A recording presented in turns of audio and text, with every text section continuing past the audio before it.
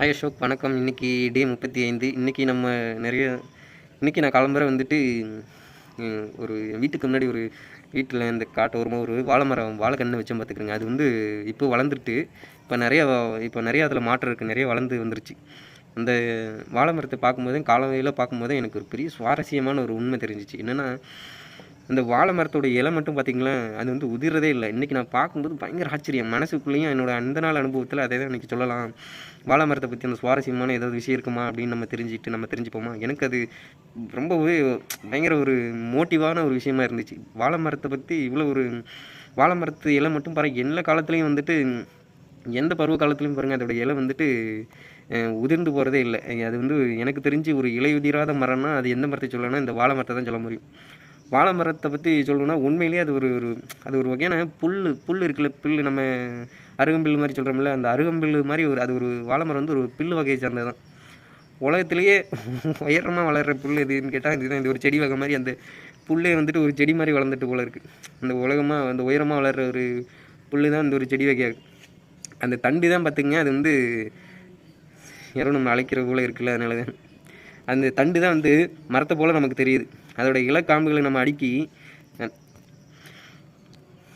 பிறகு யாரோ அழைப்பு கொடுத்ததுனால தான் போக வேண்டியதாகிடுச்சு. பிறகு நம்ம இது முழுசாக பேசிடுவேன்னு என்ன சொல்லிட்டு இருந்தோம், இடையில எதுவும் டிஸ்டர்பன்ஸுங்கிறதுனால டக்குன்னு மறந்துட்டு வாழை மரத்தை பற்றி நம்ம சொல்லிட்டு இருந்தோம்ல. வாழை மரம் எனக்கு தெரிஞ்சு அது இலை உதிர்றதே இல்லை பார்த்துக்கிறேங்க. வாழை மரம் வந்துட்டு இன்னும் சுவாரஸ்யமாக என்ன சொல்லலைன்னா, நான் பார்த்த வரையிலும் வாழை மரம் வந்துட்டு தொடர்ச்சியாக அது எனக்கு தெரிஞ்சு நம்ம வீட்டுக்கெலாம் வச்சுருக்கோம் வாழை மரம். அது வந்து ஒரு டைம் தான் வந்துட்டு அந்த வாழைத்தார் வந்து கொடுக்குது. ஒரு டைம் நம்ம வந்துட்டு அந்த வாழைத்தாரை வெட்டிட்டோன்னு வச்சுக்கிறோங்களேன், பிறகு அதுலேருந்து வேறு வாழைத்தார் வர்றதில்லை. ஆனால் அடியிலேருந்து பார்த்திங்கன்னா புதுசாக வந்து வாழைக்கன்று நிறைய வருது. அடியிலேருந்து புது அந்த கிளை மாதிரி, நம்ம இந்த மரத்துக்கெல்லாம் கிளை இருக்க மாதிரி இந்த வாழை மரத்துக்கு வந்துட்டு அதுக்கு ஒரு கிளை மாதிரி தான் அடியிலேருந்து தான் முளைக்குது. நிறையா வாழைக்கண்ணெல்லாம் அடியிலேருந்து வந்துடுது. ஆனால் ஒரு தடவை தான் அந்த தார் வந்து வாழை மரம் கொடுக்குது. நெக்ஸ்ட்டு நம்ம தெரிஞ்சுக்கணுன்னா வச்சுக்கிறீங்களேன், வாழை மரத்தில் அதை பார்த்தோன்னே நம்ம ரொம்ப எக்ஸைட் ஆகி நான் வந்துட்டு அது மேலே தண்ணி ஊற்றினேன். ஒரு துளி தண்ணி கூட அந்த வாழை இலையில் நிற்கலைங்க. அப்போ தான் பிறகு தான் அது நமக்கு ஸ்கூல்லலாம் சயின்ஸ் புக்கில் சொல்லி கொடுத்துருப்பாங்களே, அது ஞாபகம் வந்துச்சு. அது என்னென்னா, அதுக்கு அந்த வாழை இலையில் ஒரு மெழுகு மாதிரி இருக்கும் போல இருக்குது. அது வந்துட்டு ஒரு துளி தண்ணியை கூட வந்துட்டு அந்த வாழை இலை மேலே ஒட்டக்கூடாது. அது அப்படியே ஒரு மாதிரி மெழுகு தன்மையாக இருக்கும். அது இந்த சூப்பர் ஹைட்ரோ ஹோபிக்னு சொல்லுவாங்கள்ல, அந்த சர்ஃபேஸ், அந்த சூப்பர் ஹைட்ரோ ட்ராஃப், அது எனக்கு சரியாக உச்சரிக்க வரல. அது வந்து ஹைட்ரோட்ராஃப் ஹோபிக் சர்ஃபேஸ்ன்னு சொல்லுவாங்க. அது வந்து நம்ம அறிவியல் பாடப்புத்தகத்தில் படிச்சிங்கன்னா தெரியும், அந்த போல தான் இருக்குது. அந்த வாழை இலையில் வந்துட்டு ஒரு துளி நீர் கூட நிற்கல. நான் வாழை இலையில் அந்த தண்ணி ஊற்றி கிளம்புற பார்க்கும்போது. பிறகு இன்னும் வாழைப்பழத்தில் இன்னும் நிறைய நம்ம இந்த சாப்பிட்ற தான் வாழைப்பழம்லாம் ஒன்று சாப்பிடும் பார்த்துருங்க. அது வந்து ஒரு மாதிரி அதை சாப்பிட்டாவே ஒரு மாதிரி மன அழுத்தம் குறைஞ்சி போகிற ஒரு டோபமைன் அதில் இருக்கிற மாதிரி எனக்கு ஒரு ஃபீல் இருக்கும். வாழைப்பழத்தை சாப்பிடும்போது நமக்கு ஒரு மன அழுத்தம் குறையிற மாதிரி இருக்கும். நமக்கே ஒரு உடலில் ஒரு சக்தி அதிகரிக்கிற மாதிரி ஒரு பொட்டாசியம் சக்தி இருக்கிற மாதிரி ஒரு ஃபீல் ஆகும் பார்த்துருங்க. அப்புறம் பிறகு இப்போ மைத்தியத்தில் நம்ம நிறைய கேள்விப்பட்டிருப்போம், மலைச்சிக்கலை தீர்க்கிற மாதிரி அந்த ஃபைபர் வந்து நிறைஞ்சிருக்கும் அப்படின்னு சொல்லுவாங்களா, அதெல்லாம் நம்ம கேள்விப்பட்டிருப்போம். அதுபோல் அதை நான் ரொம்ப கவனித்து பார்க்கும்போது தான் தெரியுது, வாழை மரத்தில் வந்து வேஸ்ட்டுன்னு ஏதாவது உங்களால் குறிப்பிட்டு சொல்ல முடியுமா? இந்த வாழை மரத்தோட இந்த பகுதியில் ஏதாவது வேஸ்ட்டுன்னு ஏதாவது இருக்கா? எதுவுமே வேஸ்ட்டுன்னு எனக்கு தெரிஞ்ச வரைக்கும் இல்லை. ஏன்னா இலையை வந்துட்டு உணவு பரிமாறதுக்காக நம்ம யூஸ் பண்ணிக்கிறோம், அது அலங்கார பொருளாக பயன்படுத்திக்கிறோம், மருத்துவ பயன்பாடு இருக்குது. அது வந்து நார் கூட வந்து பாருங்கள், கயிறு, பை, கைத்தறி, துணின்னு என்ன எதுக்கெல்லாம் யூஸ் பண்ணுவோம். இப்போ ரீசெண்டாக பார்த்ததில் இந்த ஸ்ட்ராலாம் வச்சு யூஸ் பண்ணுறதுக்கு யூஸ் பண்ணிக்கிறாங்க. நம்ம தண்டு வந்து அந்த ஒரு சாறு, இந்த கிட்னிக்கல் அடைப்புக்கெல்லாம் சாப்பிடுவாங்க, மருத்துவத்துக்குன்னு சொல்லி சமையலுக்குலாம் எடுத்துக்கிடுவாங்க. பூ வந்து வாழைப்பொடையா பூவா அது சொல்லிட்டு அதெல்லாம் நம்ம சாப்பிடுவோம். பழமும் வந்து சாப்பிட்றோம். வேறும் கூட அந்த பக்க விளைவுக்கெல்லாம் பயன்படுற மருந்தாக தான் இருக்குது. வாழை மரம் முழுசுமே எனக்கு தெரிஞ்சு லைஃப்பில் ஃபுல்லாகவே பாருங்கள், அது எல்லாமே அதோட எவ்ரி பார்ட்ஸ் நமக்கு பயன்படுறதா தான் இருக்குது.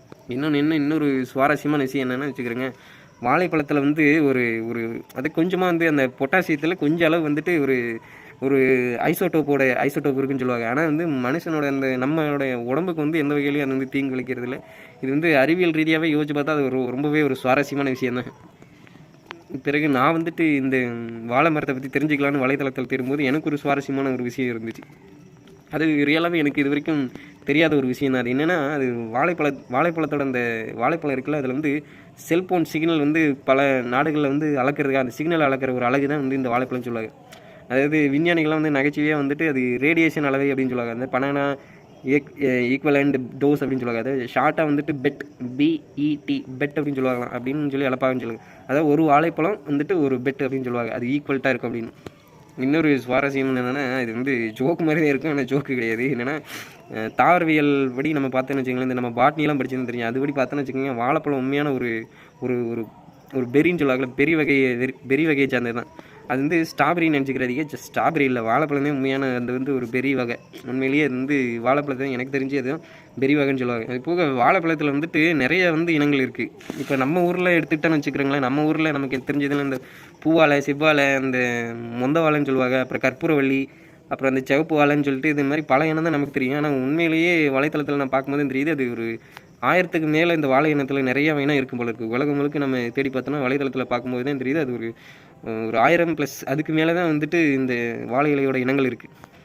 பிறகு வாழைத்தண்டு வந்து பார்த்திங்கன்னா தண்ணியை வந்து சேமித்து வைக்குது. நம்ம கூட இந்த கிட்னி கல்லுன்னு சொல்லிட்டுலாம் அதுக்கு அந்த மருத்துவத்துக்கு அந்த தண்டு வெட்டினதுக்கு அப்புறம் தண்ணி எடுப்பாங்கல்ல, இன்றைக்கி அதை வெட்டிட்டு அதில் ஒரு குழி பறித்து வச்சுட்டோம்னா, அது என்ன சொல்கிறது, அந்த தண்டை வந்து குடஞ்சி வச்சுட்டோம்னு வச்சுக்கிறோங்களேன், பிறகு மறுநாள் காலம்பரை பார்க்கும்போது அதில் தண்ணி ஊறி இருக்கும் பார்த்துக்கிறோங்க. அதுதான் அப்போ அது தண்ணி சேமிக்குன்னு தானே அர்த்தம். எனக்கு தெரிஞ்சு அப்படி தான் வாழை மரமும் ஒரு வகையில் தண்ணி சேமிக்கிற ஒரு மரம் போல் இருக்குது. பிறகு இது வந்துட்டு எங்கள் தாத்தா வந்து எனக்கு ஒரு சின்ன வயசில் ஒரு கதை சொல்லியிருக்காங்க. அந்த கதை வந்து எனக்கு இப்போ நினைவு வரதுனால சொல்கிறேன். வாழை மரத்தை வந்து உண்மையிலேயே அதுக்கு வந்துட்டு அது வாழைமணிங்கிற ஒரு பெண் தான் அப்படின்னு சொல்லுவாங்க. அந்த வாழைமணிங்கிற பெண் வந்து நம்ம காலத்தில் இல்லை, புராண காலத்திலலாம் வந்திருக்காங்க. அவங்க எப்போவுமே மற்றவங்களுக்கு வந்து சாப்பாடு கொடுத்து பசி தீக்கிறதுல அவங்க ரொம்ப கவனமாக இருப்பாங்களாம். அது வந்து தினமே அது போல் தான் கொடுத்துட்ருப்பாங்க. அவங்களோட அந்த நல்ல மனசை ஒரு நாள் கடவுள் பார்த்துட்டு உனக்கு என்ன வேணும்னு ஒரு நாள் வரம் கொடுக்குறதுக்காண்டி நேர்லேயே வந்ததான் சொல்லுவாங்க. அப்போ தான் வந்துட்டு அந்த வாழைமணி இருக்காங்களா, அந்த பெண் வந்து என்ன சொல்கிறாங்கன்னா, என் கிராமத்துக்கு, அதாவது என்னோடய இந்த ஊருக்கு வந்துட்டு என் ஊர் மக்களுக்காண்டி எப்போவுமே வந்துட்டு பசிங்கிறது இருக்கக்கூடாது, அந்த மாதிரி ஒரு வரத்தை கொடுத்துட்டு போகணும்னு சொல்லி இவளுக்காண்டி அந்த வரத்தை கேட்டுக்கிறாம அந்த வாழைமணிங்கிற அந்த பெண் வந்து மற்றவாளுக்காக வந்து கேட்டுக்கிட்டாங்களாம். நீ வந்துட்டு இந்த கிராமத்துலேயோ சரி இந்த ஊரில் இருக்க மக்களுக்கு வந்துட்டு பசி அப்படிங்கிற ஒரு பிணி இருக்கக்கூடாதுன்னு சொல்லிட்டு வேண்டிக்கிட்டாங்களாம். அதை வந்துட்டு பார்த்த உடனே கடவுள் ஒரு மாதிரி அப்படியே ஒரு மாதிரி என்ன சொல்கிறது, அப்படியே ஒரு மாதிரி அவரே வந்து வியப்படைஞ்சிட்டாரு. அப்போ தான் வந்து அவர் ஆசீர்வதிச்சுட்டு என்ன சொல்கிறாருன்னா, இந்த நிலத்தில் நீயே வந்து ஒரு வாழை மரமாக வந்துட்டு ஒரு வாழையாக இருந்துரு. அப்போ தான் வந்துட்டு உன்னுடைய அந்த எல்லா பகுதியும் மனுஷனுக்கு பயன்படல, எல்லாமே வந்துட்டு எப்போவுமே பயனுள்ளதாக இருக்குன்னு சொல்லிட்டு அவங்கள ஆசீர்வதித்து அவங்க தான் வந்துட்டு பிற்காலத்தில் இந்த வாழை மரமாக நம்ம பார்க்குற நம்ம பயன்படுத்துகிற இந்த வாழை மரமாக விளங்கிட்டு இருக்காங்கன்னு சொல்லிட்டு இது ஒரு புராண கதை மாதிரி அப்போ சின்ன வயசில் தாத்தா சொன்னது. இது வந்து ஒரு ஓயாத பாட்டு சத்தை, அதுக்காண்டி தான் அப்பப்போ வந்து பிரேக் போட்டு சொல்கிறேன் பார்த்துக்கங்க. அதுக்கப்புறம் இன்னொன்று சில விஷயங்கள்லாம் நம்ம பார்த்தோன்னு வச்சுக்கோங்க, வாழை நாரை வச்சு தான் ஜப்பானில் வந்து இந்த காகிதங்கள்லாம் தயாரிக்கிறத வந்துட்டு வலைதளத்தில் நான் படிச்சிருக்கேன். பிறகு அந்த சிவப்பு வாழைப்பழம் வந்துட்டு ரத்தச்சோகை உள்ளவங்களுக்கெல்லாம் மருந்தாக வந்துட்டு பயன்படுதுன்னு கேள்விப்பட்டிருக்கேன். வாழை நாரை வச்சு தான் நம்ம பண்டைய அந்த சித்தர்களாக இருக்காங்க, அந்த சிறுநீர் கற்களுக்கு அந்த நோய்க்கு வந்து பிரச்சனைக்கு வந்து தீர்வான சில மருந்தெல்லாம் சொல்லியிருக்காங்க. அப்புறம் பார்த்தோம்னு வச்சுக்கோங்க, பழம் வந்து உதிர்ந்துச்சுன்னு வச்சுக்கோங்க, தண்டை நம்ம வெட்டிடுவோம் அந்த பழத்தை, அதிலேருந்து ஒரு 95% வந்து நமக்கு தண்ணியே கிடச்சிருமா. அது வந்து கிராமங்களில் இது வந்துட்டு ஒரு எமர்ஜென்சி வாட்டர்னு சொல்லுவாங்கள்ல, அந்த மாதிரி இன்னமும் வந்து வாழை மரத்தில் எனக்கு தெரிஞ்சு பயனில்லாத ஒரு பகுதியை என்னால் கண்டுபிடிக்க முடியல. ஒருவேளை நீங்கள் யாராவது இந்த பகுதி உண்மையிலேயே பயனில்லை, இதை நம்ம வந்து பயன்படுத்தாமல் தான் தூக்கி போட போகிறோம் அப்படிங்கிற மாதிரி ஏதாவது பகுதி தான் நீங்கள் வந்து எடுத்துக்கிறீங்க. அசோக் பார்த்த வரைக்கும் எனக்கு தெரிஞ்சு வாழை மரத்தோட எல்லா பகுதியும் பயனுள்ளதாக தான் இருக்குது. இன்றைக்கி நான் தெரிஞ்சுக்கிட்டதும் அதான். வாழை மரத்தை இன்றைக்கி காலம்பரை நான் பார்க்கும்போது எனக்கு அப்படியே ஒரே ஷாக்கு. என்ன எந்த காலத்துலேயும் வந்துட்டு இலையும் உதிர்றதே இல்லை. பருவகாலம் எல்லா பருவ காலத்தையும் நம்ம பார்த்தோன்னு வச்சுக்கிறோங்கன்னா, பருவகாலத்து எந்த பருவ காலத்துலேயும் வந்துட்டு வாழை மரத்தோட அந்த இலை வந்துட்டு நம்ம பார்க்குறது போலவே தான் இருக்குது. அந்த ஒருவேளை வாடி போகிற மாதிரி தெரியல, ஆனால் வந்து அந்த இலை உதிர்ந்து போகிறதே இல்லை பாருங்கள். அதுதான் எனக்கு அப்போ தான் தோணுச்சு, அதுக்கு ஒரு பேர் வைப்போன்ட்டு. அது வந்து நம்ம இலை உதிராத மரம் அப்படின்னு சொல்லிடுவோமா. வாழை மரம் தான் எனக்கு தெரிஞ்சு உலகத்திலேயே இலை உதிராத ஒரு மரம் இருக்குன்னா அது வாழை மரம் தான். இது என்னோடய தனிப்பட்ட ஒப்பீனியன் தான். உங்களுக்குள்ள ஒரு மாற்று கருத்து இருந்தால் ஓகே, அதை நீங்கள் இப்போ நான் புரிஞ்சிட்ட விதம் அப்படி தான். இலை உதிராத ஒரு மரம் இருக்குன்னா அது எனக்கு தெரிஞ்சு வாழை மரம் தான். அது இன்றைக்கி காலம்பரை அசோக்கோட அனுபவத்தில் தெரிஞ்சிட்டது ரொம்பவே சந்தோஷமாக இருக்குது. அதே போல் வாழை மரத்தோட ஒரு பகுதி கூட பயன் இல்லைன்னு ஒதுக்கிறவே முடியாது பார்த்துங்க. இலை காய் தண்டு பழம் நாருன்ட்டு வேறுன்ட்டு எல்லாமே பயன்படுது. பயனில்லாத எதுவுமே இல்லை. எனக்கு தெரிஞ்சு என் தாத்தா சொன்ன கதை உண்மைதான் போல இருக்குது. அந்த வாழைமணிங்கிற அந்த பெண் தான் வாழை மரமாக வந்திருக்காங்களோன்னு. அதனால் இது ரொம்ப சுவாரஸ்யமாக இருந்துச்சு. இன்றைக்கி நம்ம எதாவது பார்க்குறது தான், இன்றைக்கி தான் அந்த அனுபவத்தில் எனக்கு ஒரு சடனாக இது தோணுதுனால தான் இது நம்ம பதிவு பண்ணுறோம். இது ரொம்பவே சந்தோஷமாக இருக்குது. இந்த நாள் வந்துட்டு நம்ம இந்த வாழை மரத்தை ஸ்பெஷலாக வந்து சொல்லிவிட்டு இதுக்கு நம்ம வந்து ஒரு பேர் வைப்போம். என்ன இன்னையிலேருந்து வாழை மரம் தான் நமக்கு தெரிஞ்சு இலை உதிராத மரம் நம்ம சொல்லிடுவோம். எனக்கு என்னோட இந்த நாள் அனுபவத்தில் நான் பார்க்கும்போது எனக்கு அதையும் சடனாக தோணுச்சு. இந்த மரம் தான் என் இலையே உதிரதில்லை. மழையானாலும் வெயிலானாலும் என்ன பருவ காலத்தில் என்ன மாற்றம் நடந்தாலும் சரி அந்த இலை உதிரவே மாட்டேங்குது. ஒரு டிஃப்ரெண்ட்டே இருக்க மாட்டேங்குது பாருங்க. அதே எப்படின்னா அதே மாதிரி பயன் இல்லாமல் ஒரு பகுதி கூட இல்லாமல் இருக்கிறது இல்லையே. எல்லா பகுதியும் பயன்பட்டு இருக்குல்ல. எல்லாத்தையும் எடுத்து இதே ஒன்று இப்போ ரீசெண்டாக நம்ம பார்த்த நியூஸில் கூட பசங்க எடுத்து அதை எடுத்து அதை ஏதோ இந்த ஸ்ட்ரா வந்து யூஸ் பண்ணாங்களே அந்த ஸ்ட்ராவில் தயாரித்ததை வந்துட்டு நம்ம பார்த்துருக்கோம். அதுபோல் எல்லாம் இந்த வாழை மட்டையில் இந்த சாப்பாடு உணவுலாம் வைக்கிறதுக்காண்டி அந்த பிளேட்டெல்லாம் அடிக்கிறாங்க, எல்லாமே பயன்படுத்துகிறாங்க பார்த்துக்கோங்க. அந்த நான் சொன்ன மாதிரி ஜப்பானில் வந்துட்டு அந்த காகித தொழிற்சாலை இந்த மாதிரிலாம் பயன்படுத்துகிறாங்க.